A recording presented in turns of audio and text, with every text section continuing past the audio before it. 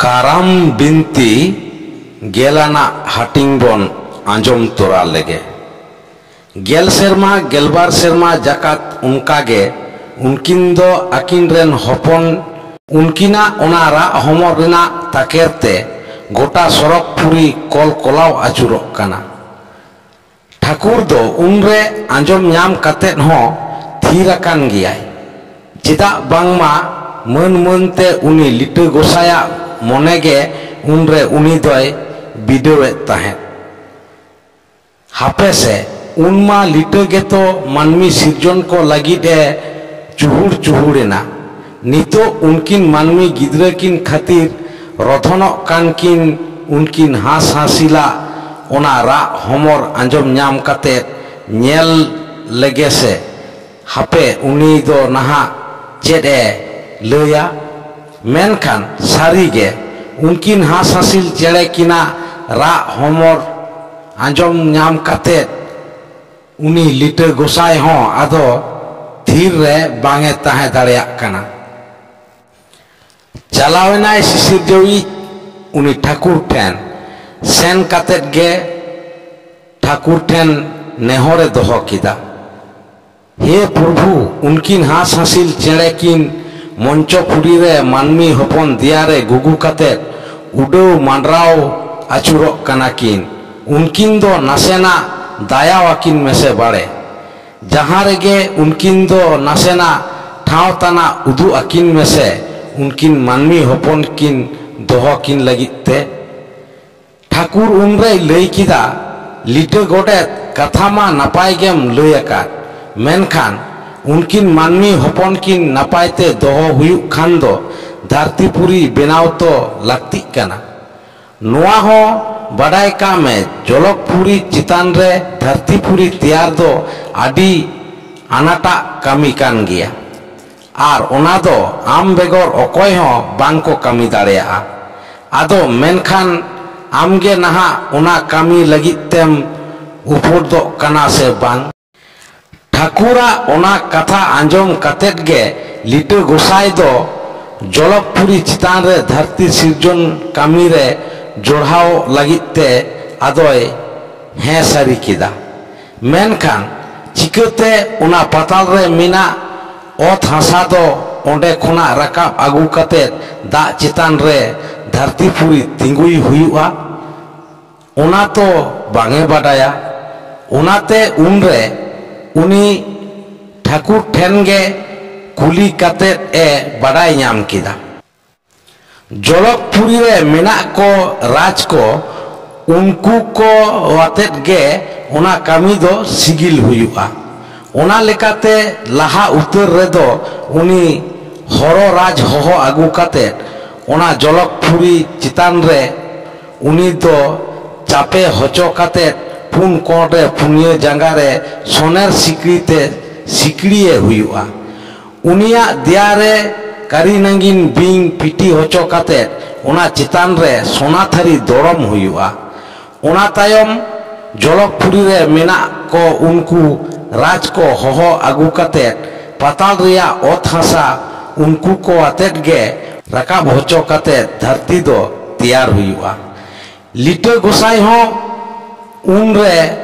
धरतीपुरी दो चिकते तैयार हुयुआ ओना कथा को ठाकुर ठेने कुली उधर केते ओंडे खन दो आदोय बिदयना इने तायनम धरतीपुरी तैयार लगिते उनी दो ओना रेना कामी होरा को आदो चाचोय एहब किदा लाहा दो ठाकुरा कथा लेकागे उनी दो अगम दरिया भितरी रे मेनाय उनी हरो राज दो दा चितान रे हिजु लगिते नेहरा देया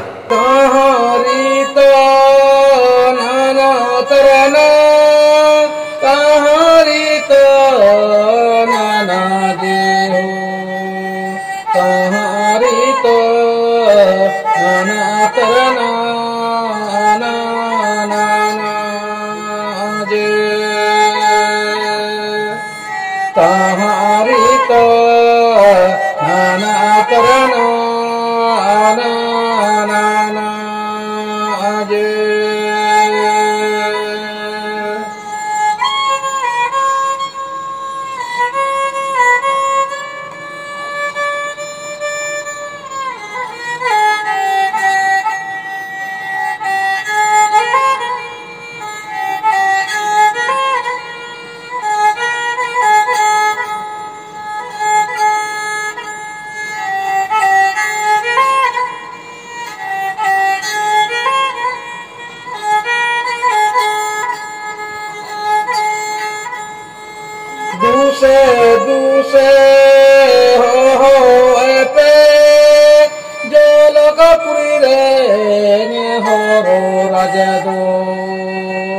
abo lagir dharati puri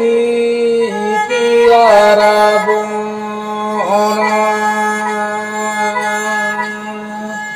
abo lagir dharati puri tiarabo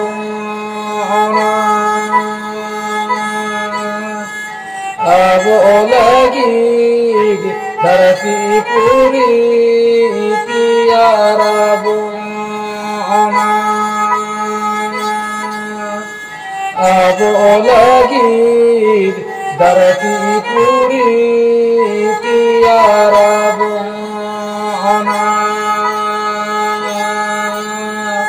অগম দরিয়া ভিতরে তাহে কানে হররাজ লুতুর রে লিটে গোসায়া ওনা অণহে আড়াং তারকোয়েন সাও সাও থেকে উনি তো দরিয়া দা চিতান রে চাপে রাকাবেনা রাকাব কাতেত গে লিটে গোসাই সামাং রে জড়তিতে জোহার কাতেত কুকলি দহ কিদা গোসাই মা লই মে চেদ লিকাই কামি লিখান আমি সপহত দাড়ে কেমা উনরে লিটে গোসাইয়ে লই কিদা এহো হররাজ নোয়া জলকপুরি চিতান রে ধরতিপুরি তৈয়ার হুয়ুগ তামা আর ওনা দো আমা সপহত বেগর জানিক খান একাল গে বাং গানোआ বাডাই ñaমেত কনাই যাইजुग ওনা খাতির তে আম দো अड़जेव रे ताहेन हुयुग तामा एन रेहों धरतीपुरी सिरजन कामी चाचोय लगित ते आमा सपोहत बांग ñam लेन खान एकाल गे ओना दो बांग सुसरुआ ओना लेकाते आमेम बांग लेखान धरतीपुरी सिरजन कामी दो एकालते थीर उतरुआ ओना कथा आंजम काते हरो राजे लई किदा गोसाई जहां तिना आठ कामी गे हुई होचोआन आमा लई कथा रेदो तीसों बइन बांगा खान गे लिटे गोसाई हो हाने ठाकुर रे बतलाव आकात कथा गे उनी हरराजे लई भिड़वा देया हरराज लिटे गोसाया मोचा खन कथा को आंजम कतेत गे अगम दरिया रेया दा चितान रे चापेना लिटे गोसाई उनरे आदो पुनिये जांगा रे सोनेर सिकड़ीते सिकड़ी कते पुन कोण रे खुंटी बीट केते चिड़ियों के देया उनरे हरो राजा ती जांगा मा तोल काटाम कुटुमेन ताया एनखान आज दो आदो एनखान जमाय चिकते ओना से दिशा कते लिटे गोसाए लई किदा हरो राज आमा जमा लगित दो आलम भावना हापेन हिलो धरतीपुरी रेन सनाम मानमी कुछ लई हटवा कोआ आकोआ जमा को हाबाग लहारे गे आम दो को एम लहावामा जमा को हारता लेखान गे उनको दो आम दिशा कते बसमता रे को गिडी लहाया इन्हें थुमन दाड़े आम ठेन ताहेन कना धरती रिना जहां कोण रेगे को एम होचोआन ओना दो आमा मोचा रेगे हिजुआ ओना तेगे नेलोगोआ खेरवाल हर को दो हारतावाकात को जमा मोचा रे हाबाग लहारे काटी चलांग रेहों ओना दो बसमता रे को गिडी लहाया।